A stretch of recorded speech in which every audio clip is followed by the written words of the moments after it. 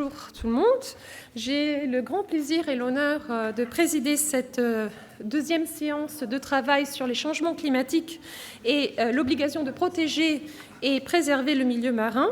Je remercie aussi la séance précédente en fait pour avoir introduit d'une certaine façon le sujet de cette séance et en faisant le lien entre aussi les négociations BBNJ et les changements climatiques. Et je suis très heureuse d'avoir trois intervenants avec lesquels on pourra discuter plus dans le détail le sujet des changements climatiques.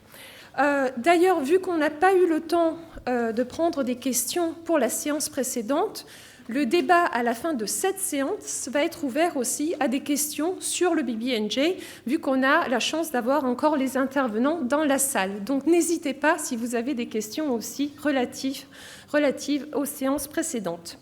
Donc nous avons trois intervenants. Premièrement, Madame Sarah Casella est professeure de droit international à l'Université Paris-Cité et secrétaire générale adjointe de la Société française pour le droit international. Ses principaux travaux et publications portent sur le droit de la responsabilité internationale et sur les situations d'exception. Son intervention d'aujourd'hui consiste à étudier la possible effectivité de la lutte contre les changements climatiques dans le contexte de la protection du milieu marin grâce à la concrétisation du droit climatique permise par la Convention sur le droit de la mer. Ensuite, Monsieur Jean-Pierre Gattuso, que vous connaissez déjà depuis la séance de ce matin, mais permettez-moi de vous réintroduire très brièvement. Monsieur Gattuso est directeur de recherche au CNRS, Sorbonne Université et de l'Institut du développement durable et des relations internationales. Et il a coédité le premier ouvrage sur l'acidification des océans et préside l'initiative de la Fondation Prince Albert II de Monaco sur Ocean Acidification and Other Ocean Changes, Impact and Solution. Et aujourd'hui, il va nous parler de l'océan de l'Anthropocène, comment protéger le climat et l'océan. Et puis, à la fin de notre séance, nous aurons la présentation de Madame Raphaëlle Didillon, qui a été déjà mentionnée quelques fois ce matin, parce qu'elle a contribué à la rédaction du rapport général. Donc, permettez-moi de l'introduire comme il se faut maintenant.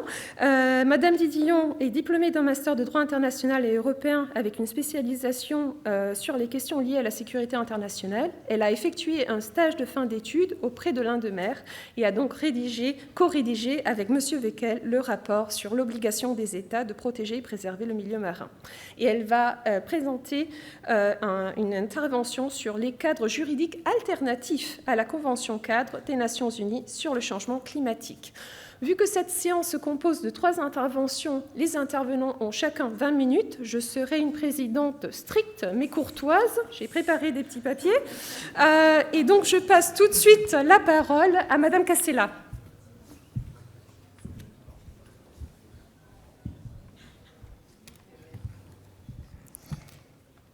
Merci beaucoup, Madame la Présidente. Alors, permettez-moi tout d'abord d'utiliser 30 secondes pour remercier vivement l'un des maires de m'avoir fait l'honneur de m'inviter à ce très beau colloque, et en particulier Philippe Weckel et Tidiane Kouma. Et j'en viens tout de suite à ce qui nous intéresse. Le 12 décembre 2022, la Commission des petits États insulaires sur le changement climatique et le droit international a soumis une demande d'avis consultatif au Tribunal international du droit de la mer portant en substance sur les obligations des États parties à la Convention des Nations Unies sur le droit de la mer de protéger et préserver le milieu marin, eu égard aux incidences du changement climatique, notamment le réchauffement, l'acidification des océans, en particulier en vertu de la partie 12 de la Convention, qui est la partie qui va nous intéresser maintenant, relative, on l'a déjà dit, à la protection et à la préservation du milieu marin. De son côté, le 12 avril 2023, c'est l'Assemblée générale des Nations unies qui a présenté une demande d'avis consultatif à la Cour internationale de justice en l'interrogeant sur les obligations des États de protection de l'environnement contre les effets néfastes des changements climatiques, ainsi que sur leurs responsabilités en cas de violation de ces obligations, notamment eu égard à la Convention des Nations Unies sur le droit de la mer et à l'obligation de protéger et préserver le milieu marin. Alors, l'objet de ce rapport est précisément d'essayer d'imaginer quelles pourraient être les réponses de ces juridictions et de dire aussi quels pourraient être l'effet de ces avis consultatifs. Alors désormais, les effets néfastes des changements climatiques sur les océans sont très bien étudiés. Je vais simplement les rappeler puisqu'il y a des personnes bien plus expertes que moi qui vont en parler, notamment les spécialistes de sciences océaniques. Mais on peut au moins évoquer l'augmentation de la température de la surface océanique, l'acidification des océans, alors que le pH des océans est resté stable pendant 800 000 ans. Depuis 200 ans, on a une acidification de 30% environ, la diminution du taux d'oxygène, voire la modification des propriétés de l'eau avec la réduction de la salinité, un ensemble d'effets qui mettent en réalité tout l'écosystème marin en péril. Alors, il existe deux liens très importants entre les océans et les changements climatiques. Le premier, je viens de l'évoquer, les changements climatiques ont des effets néfastes, en particulier sur les océans. Il faut savoir que les océans absorbent environ 90% du CO2 en excès qui est produit et qu'on ne parvient plus à équilibrer dans l'écosystème. Mais il y a aussi un deuxième lien, c'est que les océans constituent un formidable réservoir et puits de carbone, c'est-à-dire qu'ils sont capables de stocker du carbone. Et on va voir qu'ils pourraient de cette façon aussi faire partie de la solution ou d'une des solutions envisagées pour lutter contre les changements climatiques. Pourtant, qu'observe-t-on ? Qu'on étudie essentiellement les effets terrestres des changements climatiques et qu'on étudie essentiellement, par exemple, la contribution des forêts en tant que réservoir de carbone, alors qu'elles ont une fonction qui est beaucoup moins importante que celle des océans. Alors, si on se penche maintenant sur les questions juridiques des deux régimes qui existent, le droit climatique, le droit de la lutte contre les changements climatiques, la Convention cadre des Nations Unies a déjà été citée à plusieurs reprises, et le droit de la mer, que note-t-on ? Eh bien, on l'a déjà dit en 1982, et a fortiori pendant les négociations, la troisième conférence, la question climatique était certes connue, mais n'était pas un enjeu fondamental. Et donc, on n'est pas surpris de ne pas retrouver véritablement de référence dans la Convention en soi. Mais d'autre part, on trouve très très peu de références aux océans dans les textes, dans les traités climatiques, très peu de références dans quelques dispositions de la Convention cadre, et même l'accord de Paris, qui date de 2015, ne fait qu'une référence dans le préambule à l'importance de l'intégrité des écosystèmes. On en déduit que l'écosystème marin en fait partie. Pourtant, il commence à y avoir une prise de conscience du lien entre les deux, et probablement le meilleur témoin en est le rapport du GIEC de 2019 sur l'océan et la cryosphère en particulier, qui démontre bien quelles sont les dernières conclusions scientifiques sur les effets des changements climatiques sur les océans. Alors, la protection et la préservation du milieu marin par rapport à ces effets peuvent très bien être envisagées à la fois à l'aune du droit climatique et à l'aune du droit de la mer. Mais on va le voir avec des effets un peu différents. Le droit climatique présente un certain nombre de carences de ce point de vue-là, et les principales sont qu'il existe peu d'obligations précises des États, beaucoup d'obligations procédurales surtout, souvent avec une portée plutôt territoriale. Il n'existe pas de système obligatoire de règlement des différends en cas de litige sur la mise en œuvre de ces obligations. Et on rencontre un certain nombre de difficultés, en réalité, pour engager la responsabilité des États.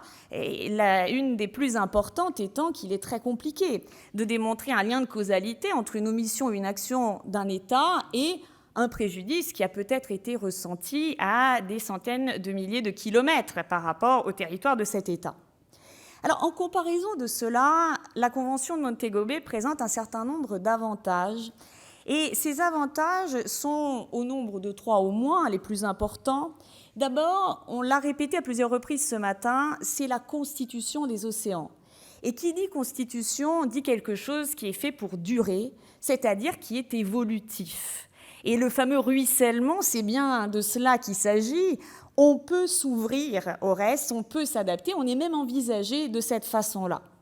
Deuxièmement, cette fois-ci, on a des obligations qui sont un peu mieux connues et dont la portée est mieux délimitée, ne serait-ce que parce qu'on a de la jurisprudence précisément qui vient préciser ces obligations.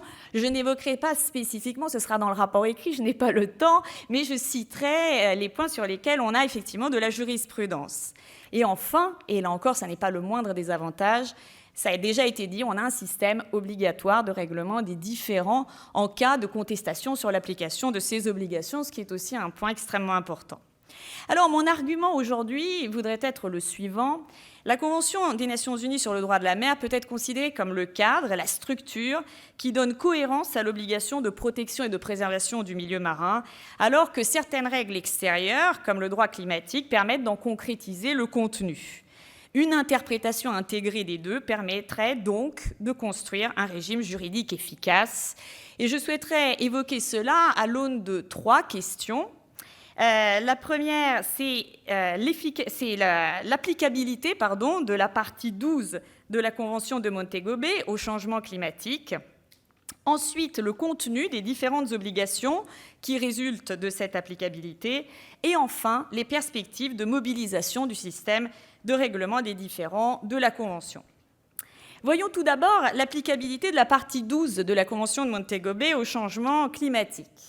Alors, j'ai oublié de vous montrer, mais très brièvement, il s'agissait des principaux effets des changements climatiques. Venons-en à cette question.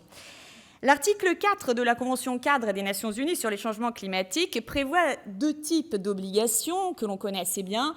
Obligations d'atténuation, les États doivent essayer de prévenir les effets néfastes futurs des changements climatiques, et des obligations d'adaptation. Il faut adapter la gestion, notamment de l'environnement, aux effets qui sont déjà présents. Or, l'article 2 de la Convention permet d'envisager une articulation avec les obligations issues du droit de la mer. Il indique en effet que la stabilisation des gaz à effet de serre doit permettre aux écosystèmes de s'adapter, ce qui inclut l'écosystème marin. L'accord de Paris, lui, qui prolonge la Convention cadre des Nations Unies, prévoit, comme on le sait, essentiellement un objectif à atteindre en matière de réchauffement, à atteindre collectivement, et ensuite une série d'obligations procédurales. Et celle qui va nous intéresser surtout ici, c'est l'obligation pour les États de mettre en œuvre des mesures qui correspondent à ce que l'on appelle une contribution déterminée au niveau national. Chaque État décide quels sont les moyens de mise en œuvre pour atteindre l'objectif commun. Concernant la Convention des Nations Unies sur le droit de la mer, la première question qui m'a d'ailleurs été posée au déjeuner à régler est de déterminer si les émissions de gaz à effet de serre dans l'atmosphère peuvent être rangées parmi les causes de pollution du milieu marin. Il est vrai que cela ne va pas de soi, probablement. Et alors, pour répondre à cela, on peut renvoyer à différentes définitions que l'on a dans l'article 1er de la Convention de Montego Bay, notamment sur la pollution du milieu marin.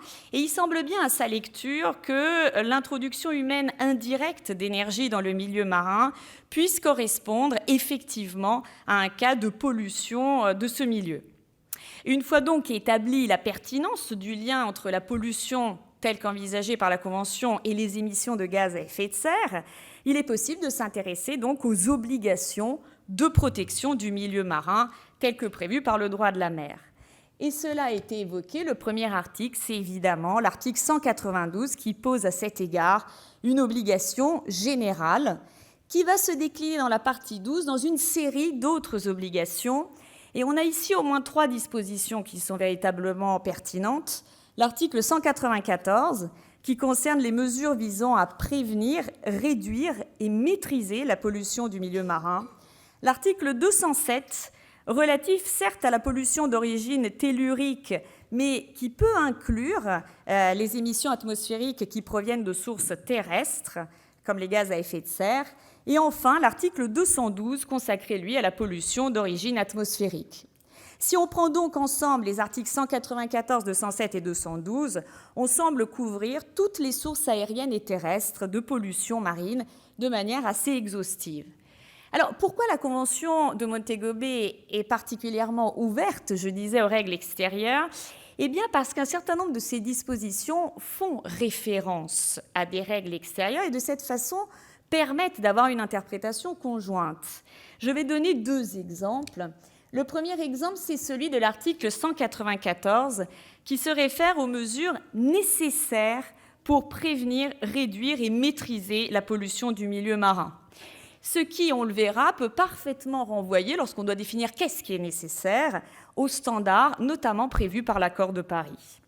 Deuxième exemple, c'est l'article 207 qui impose aux États d'adopter des lois visant à lutter contre la pollution marine, qui tiennent compte des règles et normes internationales, comme c'est prévu, pertinentes, et qui impose aussi aux États d'élaborer des règles au niveau international. Pour faire cela, eh bien, on peut considérer encore une fois que le droit climatique correspond bien à la mise en œuvre, notamment, de cette obligation.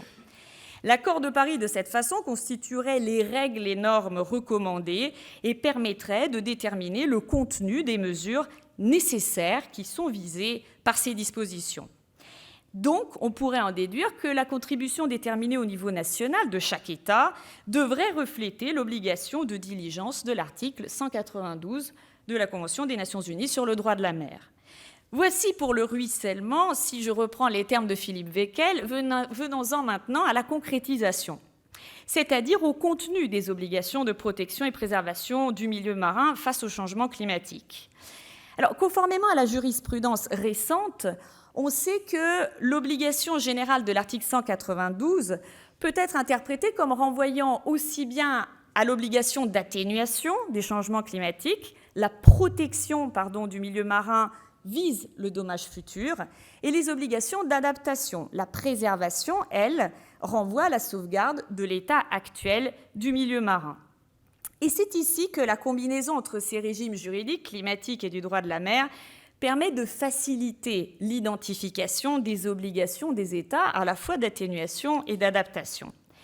Premièrement, il s'agit de démontrer que les États ont connaissance de l'existence de risques pour le milieu marin liés aux émissions de gaz à effet de serre, mais ça, je l'ai déjà dit, ces risques sont très bien établis. Deuxièmement, il faut démontrer un lien de rattachement entre un État et une activité qui cause cette pollution. Or, si on regarde le droit climatique, le lien de rattachement n'est pas très clair et semble surtout territorial. Mais en revanche, si on regarde l'article 194, paragraphe 2 de la Convention des Nations sur le droit de la mer, on trouve deux titres juridiques de compétence, c'est-à-dire aussi bien la juridiction d'un État et le contrôle des États. Et si la juridiction semble renvoyer assez clairement à une compétence territoriale, le contrôle semble renvoyer au contraire à une compétence extraterritoriale sur des activités qui se situent bien en dehors du territoire de l'État. Et on comprend bien que cette logique est une logique qui est bien adaptée au droit de la mer, mais qui permet d'assurer une efficacité bien plus importante aux obligations climatiques des États. Enfin, il s'agit de démontrer aussi quelles sont les fameuses mesures raisonnables et nécessaires que les États doivent prendre. Et pour cela, les juristes connaissent bien ce genre de termes, ça renvoie à un standard. Et où va-t-on chercher le standard ? On va le chercher probablement dans l'accord de Paris. Si on lit notamment les articles 3 et 4, que trouve-t-on ? Il faut que les contributions déterminées au niveau national des États soient évolutives, qu'elles constituent une progression dans le temps, qu'elles soient adoptées dans les meilleurs délais, avec un niveau d'ambition le plus élevé possible, en prenant en compte les responsabilités communes de tous les États, mais différenciées en fonction du niveau de contribution au changement climatique et les capacités respectives. La Convention cadre fait aussi référence au principe de précaution qu'on peut ainsi inclure, notamment par rapport, je ne peux pas développer longuement évidemment, mais aux activités de géo-ingénierie qui sont imaginées précisément pour essayer de développer l'utilisation des océans en tant que réservoir de carbone, avec toute une série de mesures comme la séquestration du CO2 dans les fonds marins, comme la fertilisation, etc., etc. Or, en réalité, les effets sur le milieu marin de ces activités sont très mal connus et il n'est pas impossible que ces activités puissent être elles-mêmes qualifiées de pollution au sens de la partie 12. Donc, si je résume le standard qui ressort de ce que je viens de dire, il faudrait que les États adoptent des mesures nécessaires, significatives et effectives à un niveau d'ambition le plus élevé possible pour atteindre l'objectif de l'accord de Paris, qui tiennent compte des responsabilités communes mais différenciées, des compétences nationales respectives, évolutives et qui représentent une progression dans le temps, qui reflète une approche de précaution par rapport aux risques non encore totalement avérés et qui vise à minimiser le déversement de substances toxiques dans le milieu marin, comme le requiert l'article 207 de la Convention de Montego Bay. À l'aune de ces lignes directrices, on se rend compte qu'on peut identifier et concrétiser toute une série d'obligations spécifiques du droit de la mer qui viennent préciser ces moyens raisonnables, adoption de règles et actes administratifs, vigilance dans l'application de ces actes, adoption de mesures de mise en œuvre, création de mécanismes de surveillance, utilisation d'études d'impact sur l'environnement, etc., etc. Voici comment se concrétise l'obligation de diligence de la Convention de Montego Bay. Les États parties à la Convention ont aussi l'obligation de combattre, par exemple, l'acidification, et ils la respectent s'ils prennent en compte ce problème spécifiquement, pas simplement en mettant en œuvre le droit climatique. Dernier point, Madame la Présidente, qui sera présenté très brièvement, c'est la possibilité de mobilisation du système de règlement des différends de la Convention de Montego Bay. Alors, ce sont les articles 286 et 288 de la Convention qui peuvent être utilisés et qui couvrent tout différend relatif à l'interprétation et à l'application de la Convention, à moins qu'il ne soit exclu par d'autres dispositions. Alors autant dire que l'application des articles 192, 194 et les autres que j'ai cités n'est pas exclue, et il n'est pas important que le différend recouvre aussi d'autres aspects comme des problèmes strictement climatiques. Cela n'enlève pas sa justiciabilité par les juridictions qui sont prévues ici. Ensuite, l'article 293 nous dit qu'un tribunal qui aurait compétence en vertu de la Convention pourrait aussi appliquer d'autres règles de droit international non incompatibles avec elle. Et comme on l'a vu, si on veut déterminer quelles sont les mesures nécessaires pour préserver le milieu marin par rapport à ces changements climatiques, il faudra probablement aussi appliquer certaines dispositions de l'accord de Paris, ce qui est tout à fait possible.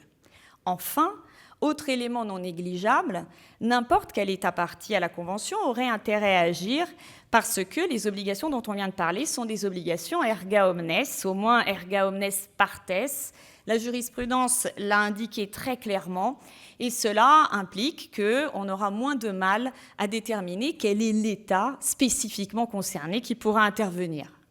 Alors, en conclusion, on pourrait se poser une question, tout cela est bien beau, mais qu'aura-t-on à l'arrivée? On aura 2 avis consultatifs, c'est-à-dire des énoncés non obligatoires de la part des juridictions internationales pour les États.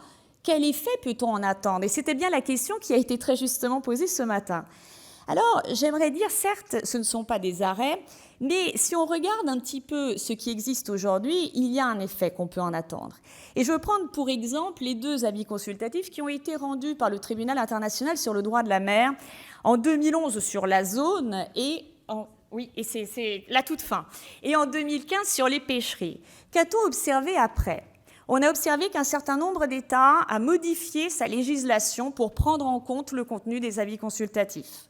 On a remarqué que dans des négociations internationales, les États citent le contenu des avis consultatifs et que les autres juridictions citent régulièrement ce qui a été dit dans ces avis consultatifs. Que peut-on donc attendre de ceux qui vont venir ici? On peut, à mon avis, attendre au moins 2 choses. Ça sera vraiment ma conclusion.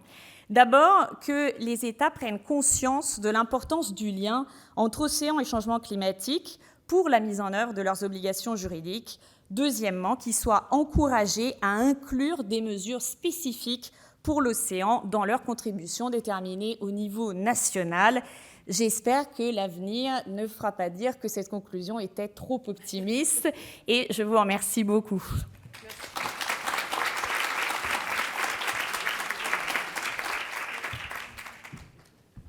Merci beaucoup, Madame Cassella. Parfaitement dans les temps. Monsieur Gattuso, vous avez la parole.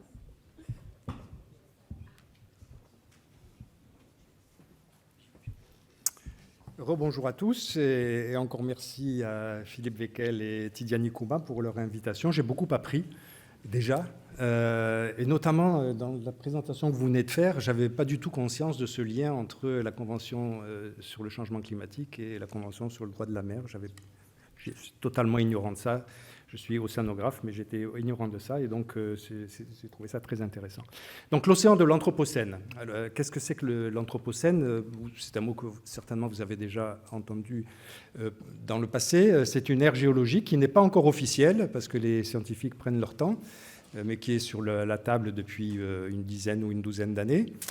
C'est une nouvelle ère géologique qui suit l'ère géologique dans laquelle on a été jusqu'à présent, l'Holocène, pour marquer le fait que l'homme est devenu une force géologique majeure qui modifie le climat, qui modifie les réservoirs d'eau, le cycle de l'eau, le cycle du CO2 et du carbone, et que donc la part de l'homme dans les évolutions de la planète sont devenues absolument majeures.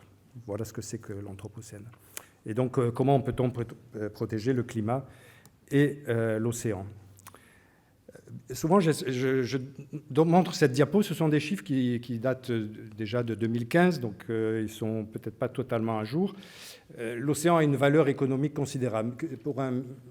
Ne serait-ce que sur un plan économique, c'est une excellente idée de protéger l'océan. Il modère le changement climatique, on va en parler. Il représente le plus grand volume de la planète pour abriter des espèces animales et végétales. Il abrite un quart des espèces évoluées de la planète. Il fournit des protéines à plus de 10% de la population mondiale. Il protège ces écosystèmes, protège les côtes, etc., des effets destructeurs des houles et des tempêtes. Et donc, si on regarde la valeur intrinsèque de l'océan, c'est 24 trillions de dollars, ça a été estimé donc en 2015, ce qui est très supérieur aux plus grands fonds internationaux, la Norvège, Abu Dhabi, l'Arabie Saoudite. C'est une valeur absolument considérable.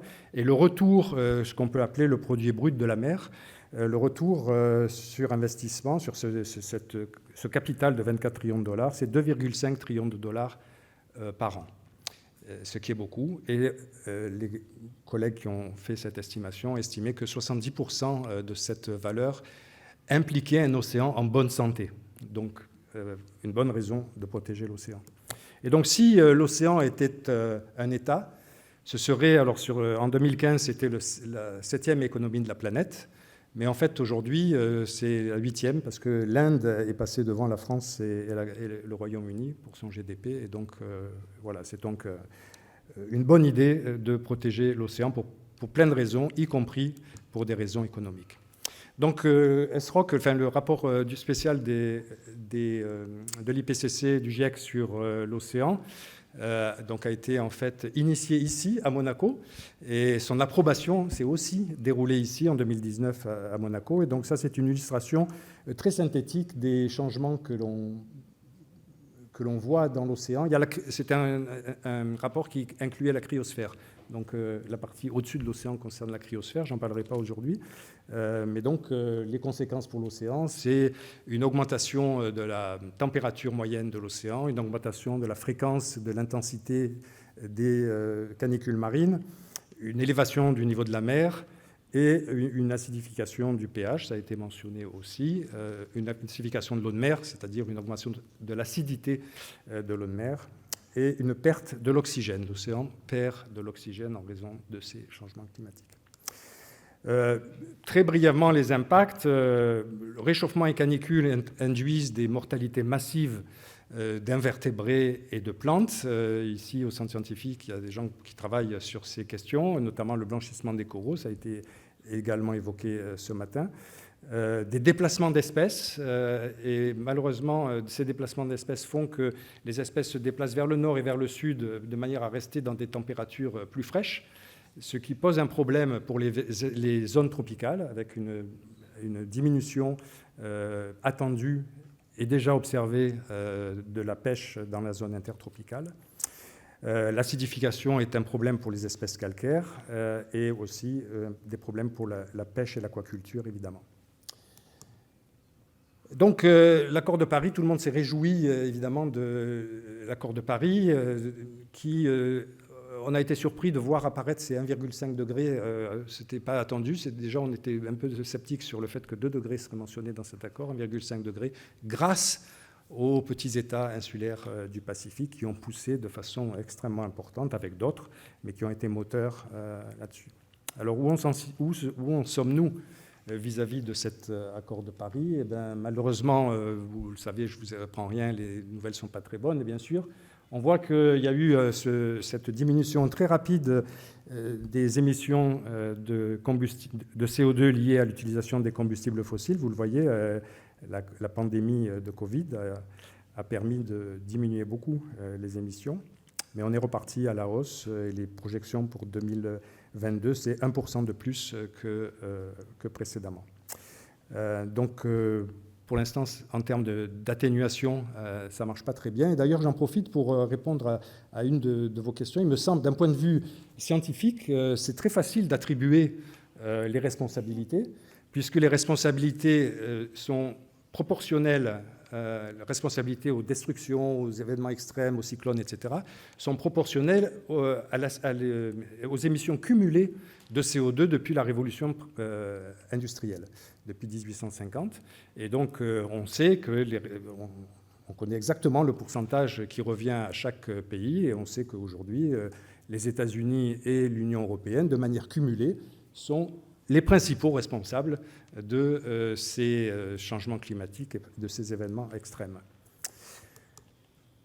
Donc les projections de température, ça c'est les températures globales qui incluent l'océan, mais aussi la partie terrestre, font que, la bonne nouvelle c'est quand même qu'il y a une action climatique, et donc on n'est plus sur la même trajectoire que ce qu'on était le scénario RCP 8.5 en 2015.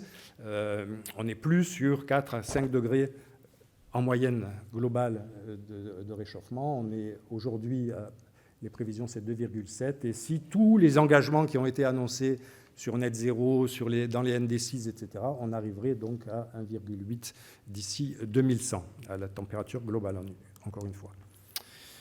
Donc, océan et climat, donc on voit que déjà le changement climatique affecte les écosystèmes marins et les services qu'ils nous fournissent. L'accord de Paris a le potentiel d'éviter une situation hors de contrôle, mais il y a des évolutions qui sont inéluctables, notamment du côté de l'élévation du niveau de la mer, et il faut contrôler ce qui est inévitable.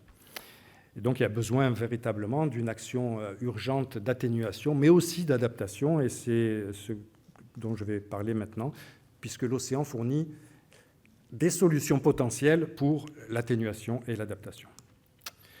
Donc, je ne vais pas rentrer dans le détail de cette diapositive. Donc, en 2018, on a fait une évaluation de ces différentes mesures d'adaptation et d'atténuation fondées sur l'océan. Je m'intéresse aux grandes catégories. La première catégorie, à gauche, évidemment, c'est de s'intéresser aux causes du changement climatique, notamment en utilisant l'énergie marine renouvelable, de réduire en fait les émissions de CO2, stocker le CO2, restaurer la végétation côtière. La deuxième catégorie en haut, c'est de favoriser l'adaptation biologique et écologique. Denis Allemand en a parlé ce matin de l'évolution assistée, mais il y a aussi les aires marines protégées. C'est un bon moyen, on va en parler tout à l'heure, de protéger l'océan de certains effets destructeurs. J'en profite pour dire que quand il y a une petite feuille verte, ça veut dire que ce sont des solutions fondées sur la nature. Et puis, à droite, l'adaptation de la société pour justement ce qui est inévitable, s'adapter aux changements inévitables. Et en bas, quelque chose qui est extrêmement controversé, mais l'océan peut aussi être utilisé pour réduire l'intensité des radiations solaires qui parviennent à la surface de la planète par différentes techniques. Je pourrais vous en parler si vous le souhaitez, mais c'est extrêmement controversé. Il y a des techniques de géo-ingénierie aussi dont on pourra parler si vous le souhaitez. Et donc on s'est intéressé à essayer de catégoriser ces différentes options. Je n'appelle pas des solutions parce que certaines d'entre elles, nous les en décourageons vivement l'utilisation. Et donc, pour aller vite, on a établi 4 groupes d'options. Les options qui sont décisives, il faut y aller à fond, parce que c'est donc les solutions qui sont en bleu. Vous voyez, l'utilisation de l'énergie renouvelable, la capture et le stockage de CO2 des réservoirs à l'océan profond, etc. Donc on sait que ça marche, c'est mis en œuvre, et il faut y aller véritablement à fond sur ces solutions qu'on appelle, ce sont là véritablement des solutions qui sont décisives. Ensuite, il y a les mesures qui sont à faible regret. On appelait ça faible regret parce qu'en fait, elles n'ont pas un impact considérable, notamment sur l'atténuation, mais elles ont tellement de co-bénéfices. Je pense par exemple à la restauration de la végétation côtière, les mangroves, les herbiers de phanérogame, les marais maritimes. Tellement de co-bénéfices qu'il faut absolument aussi les mettre en œuvre. On sait que ça marche, ce n'est pas très important pour le stockage du CO2, mais ça a beaucoup d'effets sur l'adaptation. Ensuite, il y a les solutions qui sont, enfin les options qui sont non prouvées, et puis les options qui sont risquées, et vous voyez qu'il y en a plusieurs d'entre elles sont risquées, et notamment celles qui sont en bas, c'est les solutions de réduction des radiations solaires. Et donc les messages clés qu'on a fait passer donc, à la COP 25 à Madrid, et puis également 27 à Sharm el-Sheikh l'année dernière, que le message c'est qu'en fait l'océan est évidemment une victime du changement climatique, c'est aussi une source de solutions potentielles qui peuvent nous aider à maintenir ou à augmenter les services qu'ils nous rendent. Les mesures donc, sont distribuées dans 4 groupes, décisifs, low regret, non prouvés et risqués. Il est donc très important d'augmenter la connaissance sur ces solutions potentielles de manière à ce que les États s'en emparent dans leur NDCs, en favorisant les solutions qui sont décisives et sans regret, et en continuant les recherches sur les solutions qui sont non prouvées, et en évitant de mettre en œuvre les solutions qui sont aujourd'hui, ou les options qui sont aujourd'hui jugées risquées. J'en viens maintenant brièvement à la biodiversité. Je ne vais pas passer en revue tous ces chiffres qui sont absolument dramatiques. La perte de la biodiversité, la perte des habitats marins, les extinctions d'espèces, les pêcheries qui sont surexploitées, la perte des mangroves, des récifs coralliens, etc. Enfin, c'est une véritable litanie d'effets absolument dramatiques sur les écosystèmes et les organismes marins. Mais, je vais passer ça, mais je vais vous montrer plus tard qu'on a argumenté sur le fait qu'il est possible de reconstituer la vie marine avec une bonne gouvernance et avec des mesures dont je parlerai tout à l'heure. Tout d'abord, les extinctions d'espèces. Il y a plusieurs espèces qui ont déjà disparu de l'océan. La vache de mer, certaines sont montrées ici, le grand pingouin, le lion du Japon. Il y a aussi des espèces qui sont en danger et qui sont peut-être les espèces qui sont amenées à disparaître d'une année à l'autre. Actuellement, l'IUCN, l'Union internationale pour la conservation de la nature, a plus de 550 espèces qui sont listées comme soit en état critique, en danger ou vulnérables. Parmi celles-ci, les causes, évidemment, pour certaines, c'est la surpêche, les vagues de chaleur marines pour certaines espèces, et aussi pour les dauphins. Malheureusement, en France, on a ce problème sur la côte atlantique, des bycatch, c'est-à-dire des espèces qu'on ne recherche pas à pêcher, mais qui malheureusement se retrouvent dans les filets et qui disparaissent. Les baleines. Alors ça, c'est un exemple qui est vraiment emblématique. La baleine, ici, on voit la baleine à bosse. Au début du siècle, on estime que la population était de 50 000 individus. Il n'en restait plus que dans les années 70 que quelques centaines. Et en fait, les baleines, la baleine à bosse, mais aussi beaucoup d'autres baleines, ont été extrêmement surexploitées. Ici, c'est un graphe qui montre dans l'océan austral depuis 1910 le nombre de baleines qui ont été pêchées. Ça a commencé par la baleine à bosse, vous voyez, un pack là, et puis ensuite le stock a diminué. Les chasseurs se sont intéressés à d'autres espèces, la baleine bleue, les bluefins et d'autres espèces, pour finir par minke au début des années 80. On voit que la pêche s'adaptent à la disparition de la ressource, ce qui évidemment pose un véritable problème. Il y a des bonnes nouvelles, et l'histoire de la baleine à bosse, c'en est une. Grâce à une excellente gouvernance, la Commission baleinière internationale notamment, la plupart des populations de baleines à bosse se sont rétablies. On est globalement 50% au-dessus des populations qui existaient dans les années 40. Et d'ailleurs, l'IUCN a fait passer la baleine à bosse de la catégorie vulnérable à least concern, c'est-à-dire on n'est pas très préoccupé par l'évolution de la baleine à bosse. Donc on voit qu'en fait, on peut agir sur la diversité marine par une bonne gouvernance ici de la chasse ou de la pêche pour les poissons. Un autre exemple que je vais citer, il y en a beaucoup dans un article qu'on a fait publier en 2020, la restauration de la mangrove du delta du Mékong. Cette mangrove a été détruite à plus de 50% lors de la guerre que les Occidentaux appellent la guerre du Vietnam et que les Vietnamiens appellent la guerre américaine, par l'utilisation du napalm et notamment. C'est une mangrove gigantesque dans ce delta. Et entre 1978 et 1998, 2700 km² de mangroves ont été plantés. Et la forêt de mangrove, on voit en haut à gauche un état en 1972, il n'y a plus aucun arbre vivant. Et on voit en 1997 la même zone qui a été restaurée. Donc c'est un véritable succès qui a été fait par les populations locales. Il faut dire que la mangrove, c'est un écosystème parmi les plus faciles à restaurer. Il suffit de planter au bon endroit et au bon moment pour que ça marche. Mais c'est pour montrer qu'en fait, on a des moyens d'agir. Et de façon intéressante, les mangroves restaurées stockent autant de carbone dans le sol que les mangroves qui sont naturelles. Je finis par les aires marines protégées. Évidemment, la protection, la conservation, c'est un moyen extraordinaire de protéger la biodiversité marine, bien sûr. Je veux quand même insister sur le fait que ce n'est pas la solution miracle. Je prends pour exemple le cas du parc marin de la Grande Barrière de Corail, qui est, je pense on peut dire, un des parcs marins les mieux gérés de la planète.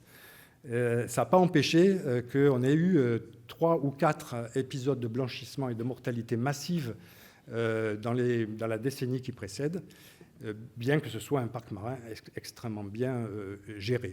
On voit que les aspects globaux l'emportent beaucoup sur les actions locales. Et ici, j'utilise des données qui ont été publiées par mon collègue du CNRS, Joachim Claudet, sur la mer Méditerranée, où on a 6% de la mer Méditerranée qui est protégée. Mais quand on regarde le détail, il n'y a que 0,06% qui sont protégés de manière forte. Ce qui fait dire à beaucoup de collègues et d'ONG qu'en fait, beaucoup d'aires marines protégées sont des parcs de papier.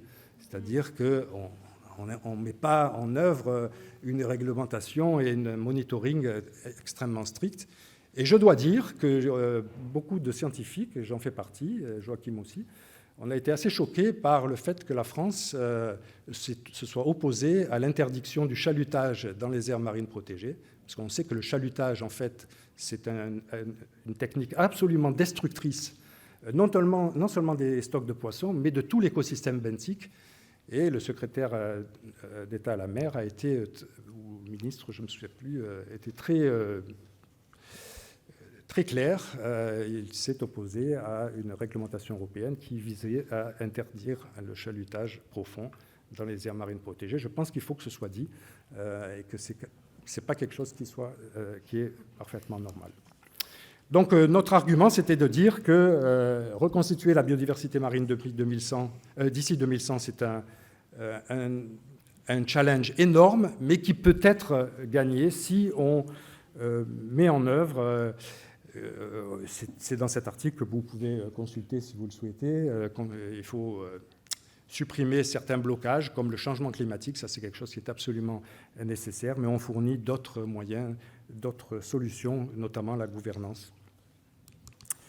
Et donc je conclus en disant que l'avenir de l'océan est véritablement entre nos mains Les impacts du changement climatique et des activités humaines sur les organismes et l'écosystème marin sont extrêmement bien connus. Les solutions sont connues pour une part. Il y a encore beaucoup de recherches à effectuer, notamment sur la géo-ingénierie, comme vous le disiez tout à l'heure. Et en fait, l'océan de l'Anthropocène, il sera ce que l'on en fera. Merci beaucoup.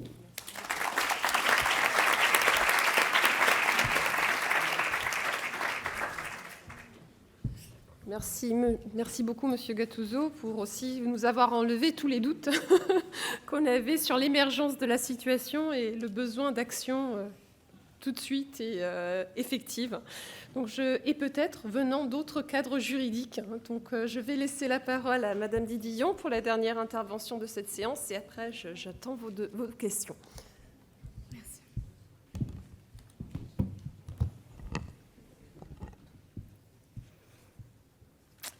Bonjour à tous.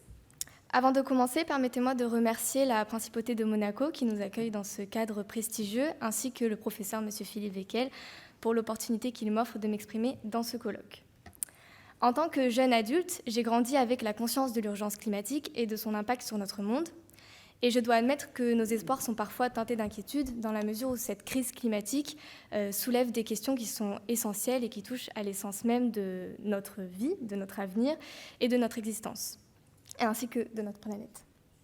Je suis donc particulièrement honorée d'intervenir aujourd'hui aux côtés d'experts tels que Mme Cassella et M. Gattuso pour discuter d'un sujet aussi important qu'épineux. Donc, pour rappel, pour faire face au changement climatique, les États ont adopté un régime juridique international, la Convention cadre des Nations Unies sur le changement climatique. Et ce régime s'est progressivement renforcé au fur et à mesure qu'ont eu lieu les conférences des parties, lors desquelles les États ont adopté des objectifs de plus en plus ambitieux en termes de réduction des émissions de gaz à effet de serre, en allant des engagements chiffrés pris par les pays développés membres du protocole de Kyoto aux contributions déterminées au niveau national, instaurées par l'accord de Paris. Pourtant, malgré ce mécanisme, le récent rapport du GIEC nous a montré que les efforts des États en matière de lutte contre le changement climatique sont toujours insuffisants. Et pour pallier cette insuffisance, on observe une tendance à rechercher des solutions alternatives à la Convention, à commencer par la voie politique. En effet, le protocole de Montréal, qui a été cité ce matin, est un exemple de dispositif politique qui aujourd'hui constitue un outil de lutte contre le changement climatique, et ce parce qu'il prévoit une obligation pour les États d'arrêter progressivement d'utiliser les hydrofluorocarbures, qui est un gaz à effet de serre qui a été utilisé pour remplacer les substances qui appauvrissaient la couche d'ozone. Donc en soi, le protocole et la Convention ont une portée et des objectifs qui sont différents, mais ils sont complémentaires dans la lutte contre le changement climatique. Cette recherche d'alternatives, elle s'étend également à la voie juridique. Ce graphique permet d'observer que depuis le premier procès climatique aux États-Unis en 1986, le nombre d'affaires portées devant les tribunaux par année a considérablement augmenté, et notamment ces 10 dernières années. Ce boom du contentieux climatique, il témoigne de deux choses. Premièrement, d'un rôle croissant du juge sur la question, mais aussi la volonté d'obtenir une justiciabilité qui est justement présente dans la Convention des Nations Unies sur le droit de la mer, comme le rappelait M. Wekel, mais qui est absente dans la Convention sur le changement climatique. Et pour cela, les requérants ont su faire preuve de créativité en ayant recours à des fondements juridiques autres que la Convention pour faire valoir leurs réclamations climatiques. Donc, mon intervention, elle consiste à vous présenter certaines de ces approches juridiques et également de dire quelques mots sur les défis que les requérants, donc les personnes qui déposent une requête devant une juridiction, ont pu rencontrer et qui ont pu faire obstacle à une décision rendue sur le fond. Donc en soi, c'est une intervention qui sort un peu du droit de la mer, mais qui vient compléter celle de Mme Cassella. Première question que l'on peut se poser avant d'entrer dans le vif du sujet, c'est pourquoi est-ce que les requérants se tournent vers d'autres fondements juridiques que la Convention sur le changement climatique ? Bien, selon moi, il y a deux raisons à cela. La première, c'est que, comme on l'a déjà dit, la Convention est un dispositif politique qui ne prévoit pas de possibilité d'aller devant une juridiction, voire de recourir à des mécanismes de sanctions qui permettraient de garantir la mise en œuvre et le respect des engagements qui sont pris par les États. La deuxième raison est que le champ d'application de la Convention il reste quand même limité aux causes du changement climatique, à savoir les émissions de gaz à effet de serre, mais il ne s'intéresse pas vraiment aux conséquences sur la santé publique, sur les droits de l'homme, sur l'environnement ou le milieu marin. Donc en soi, en ayant recours, je suis allée un peu vite, en ayant recours à d'autres cadres juridiques, les requérants peuvent mobiliser des lois qui sont plus spécifiques et adaptées aux circonstances de leur situation ou de l'affaire.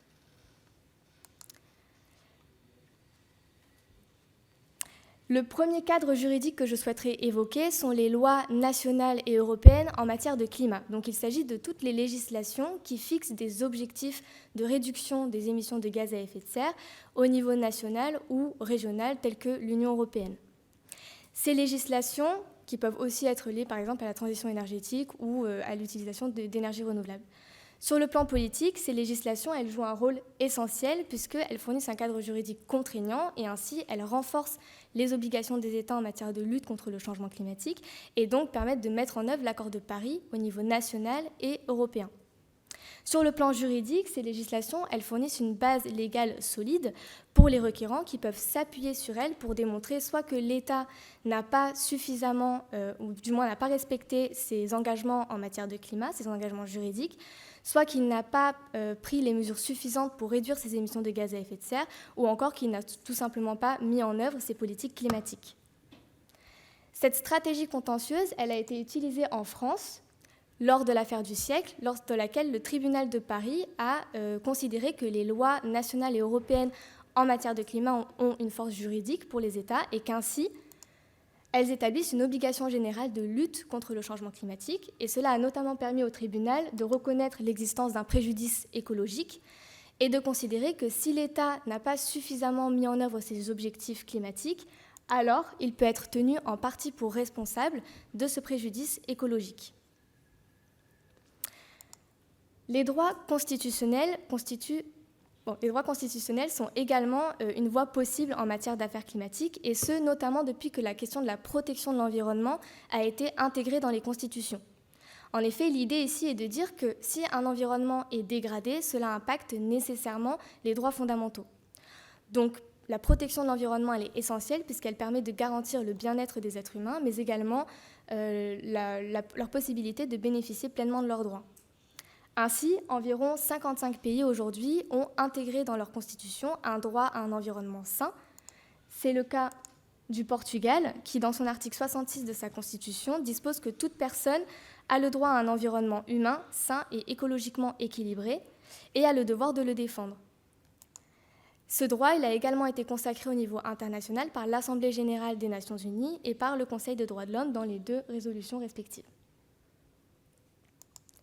Cette constitutionnalisation de la protection de l'environnement, elle est particulièrement utile dans le cadre des affaires climatiques, et ce parce que des juridictions ont eu à interpréter des droits constitutionnels tels que le droit à la vie privée, à la santé ou à un environnement sain, et certaines ont considéré que ces droits-là impliquaient pour les États une obligation de prendre les mesures nécessaires pour protéger les droits de ses citoyens face aux risques liés au changement climatique. Je vous ai mis ici 2 exemples. La première, on en a parlé ce matin, c'est la Cour suprême de Colombie, qui a indiqué que le gouvernement colombien avait une obligation constitutionnelle de protéger la forêt amazonienne, et elle a ainsi ordonné de mettre fin à la déforestation, et ce pour protéger le climat, protéger la nature et également les droits des communautés autochtones. En 2019, c'est la Cour suprême du Pakistan qui a établi que la léthargie de l'État dans la mise en œuvre de politiques climatiques, notamment d'adaptation, violait les droits constitutionnels de ses citoyens. Toujours dans la lignée des droits constitutionnels, on peut aussi faire référence au recours par les requérants aux instruments régionaux relatifs aux droits de l'homme, et notamment au droit à la vie et au droit à la vie privée, qui sont donc intégrés à l'article 2 et 8 de la Convention européenne des droits de l'homme. Cette tendance-là, elle n'est en réalité pas surprenante puisqu'il existe déjà une jurisprudence abondante qui traite de cette relation entre la protection de l'environnement et justement le droit à la vie et le droit à la vie privée, ainsi que le respect de d'autres droits fondamentaux. Par exemple, la Cour européenne des droits de l'homme, elle a pu rappeler que dans le cas d'un dommage environnemental, le droit à la vie et le droit à la vie privée imposent à l'État une obligation positive de prendre les mesures appropriées pour protéger les individus qui relèvent de sa juridiction lorsqu'il existe un risque sérieux réel et immédiat que la vie et le bien-être de ses citoyens soient affectés par ce dommage.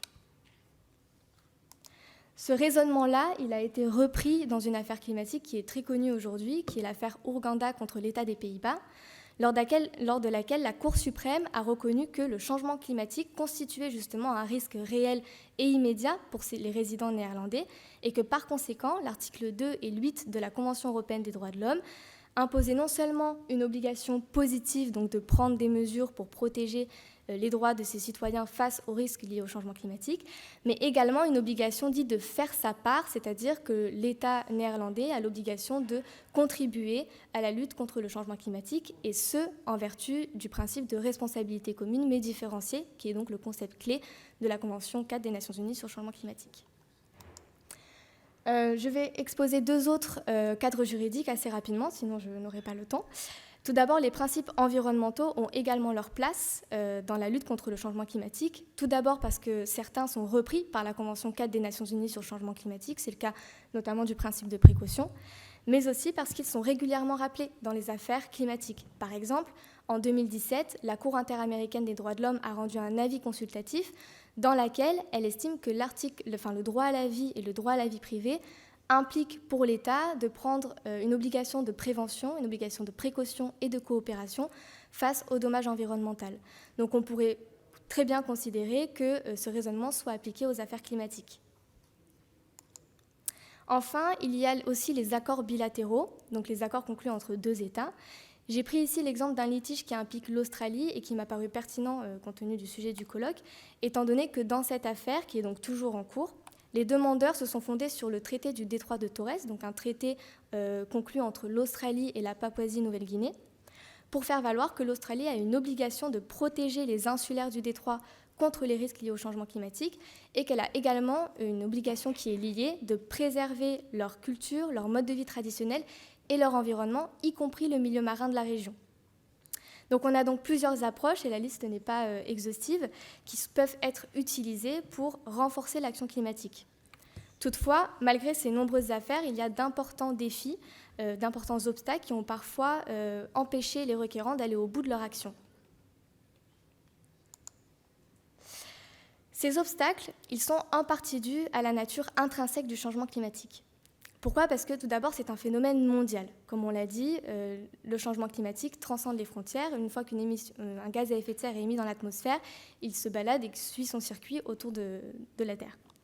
Deuxièmement, c'est un phénomène qui résulte de l'accumulation des gaz à effet de serre qui sont émis non seulement par les États, mais en fait aussi par les entreprises et donc par tout individu qui vit sur cette planète. Et d'ailleurs, ce raisonnement il a été utilisé par certains États dans des affaires climatiques en disant que l'État ou tel autre État n'est pas plus responsable que tel autre État ou que telle entreprise, etc. De plus, j'ai oublié d'activer, de plus, les effets du changement climatique, ils sont indirects. Pourquoi ? Parce que les conséquences négatives que l'on ressent aujourd'hui sont le résultat d'émissions de gaz à effet de serre qui ont été émises il y a des décennies. Et ils sont également diffus puisqu'ils affectent de vastes zones géographiques et d'importantes populations. Ces caractéristiques propres au changement climatique, elles posent un problème en termes de causalité. En effet, il est difficile, voire impossible, d'attribuer la responsabilité des gaz à effet de serre qui sont présents dans l'atmosphère à un seul et unique acteur, qu'il soit un État, une entreprise ou un individu. Et ce, pour la simple raison que les émissions de gaz à effet de serre, elles proviennent de sources multiples à travers le monde.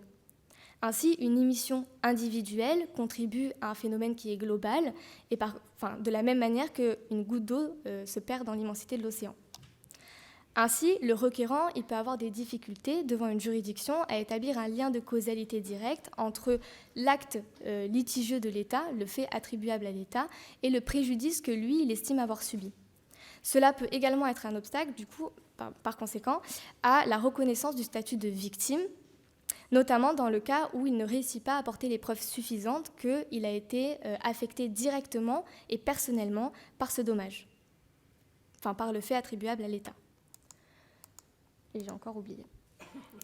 Une autre difficulté tient de l'établissement d'un lien juridictionnel entre le requérant qui estime avoir subi un préjudice et l'État qu'il poursuit en justice, et ce notamment dans le domaine des droits de l'homme.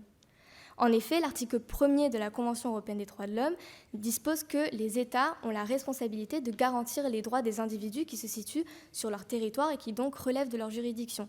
Et ce pourquoi ? Parce qu'il existe un lien juridictionnel entre l'État et l'individu qui réside sur son territoire. C'est ce qu'on appelle la verticalité des droits de l'homme. Cette question du lien juridictionnel, elle impose également qu'on ne peut pas attendre d'un État qu'il garantisse les droits d'individus qui ne relèvent pas de sa juridiction ou qui se situent sur d'autres territoires. Cela pose un problème dans les litiges climatiques qui impliquent plusieurs États.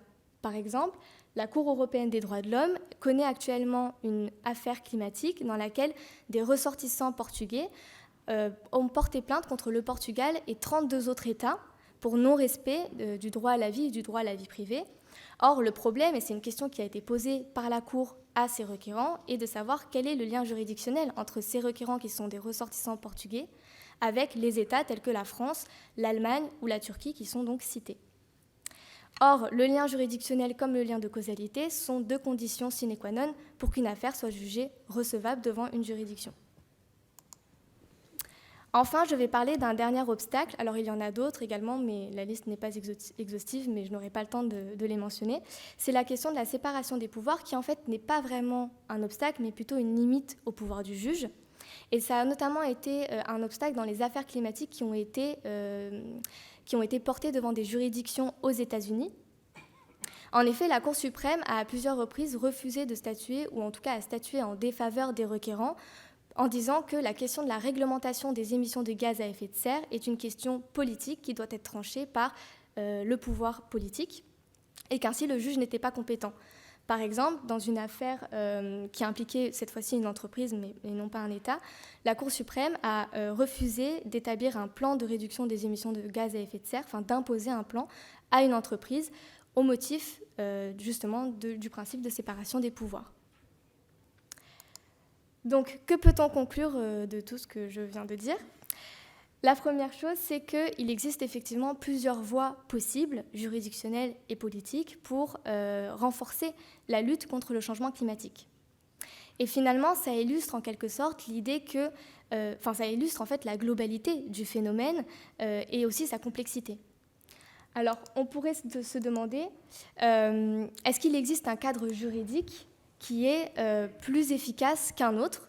Je pense que la réponse, elle est tout simplement qu'il n'y a pas de réponse unique à ce problème-là et que justement, il faut qu'il y ait plusieurs réponses et une synergie des droits et aussi des disciplines. Et donc, avec des réponses qui sont multiformes, à savoir politiques, juridictionnelles, mais aussi l'activisme, les médias, et également multiscalaires, parce que pour moi, la réponse, elle doit se faire au niveau de la gouvernance internationale, mais aussi régionale, nationale et surtout locale. Enfin, ce qui est certain, c'est que la question du changement climatique, elle pose un vrai défi pour les juridictions qui peut-être vont devoir se réinventer ou du moins vont devoir devenir peut-être des sortes de laboratoires juridiques pour pouvoir continuer à jouer un rôle sur la question du changement climatique et surtout à faire en sorte que le droit progresse pour pouvoir traiter de cette question au mieux. Je vous remercie de m'avoir écouté et voilà, pour aller plus loin, je vous ai mis des références.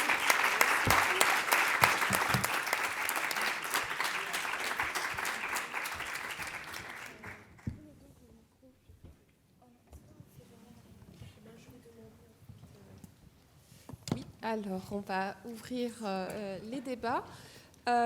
On peut peut-être demander aussi aux intervenants de la session précédente, s'ils sont encore dans la salle, de nous joindre. Et comme ça, ils peuvent aussi recevoir des questions. S'ils le veulent, ils ne sont pas obligés, mais avec grand plaisir. Et comme j'ai dit précédemment, les questions peuvent être pertinentes aux deux ces séances, vu qu'on a le temps. Est-ce qu'il y a déjà des questions de la salle ? Oui, je vous en prie. Merci, Madame Barbier, pour me rejoindre. Oui, je ne vois pas Gemma. Non. Oui. Allez-y, monsieur, je vous en prie. Merci. J'ai 3 questions. D'accord. Alors, la première concerne tant les intervenants de tout à l'heure que du matin. D'autant plus que je crois être encore resté sur ma soif. J'avais ce goût d'inachevé des discussions du matin.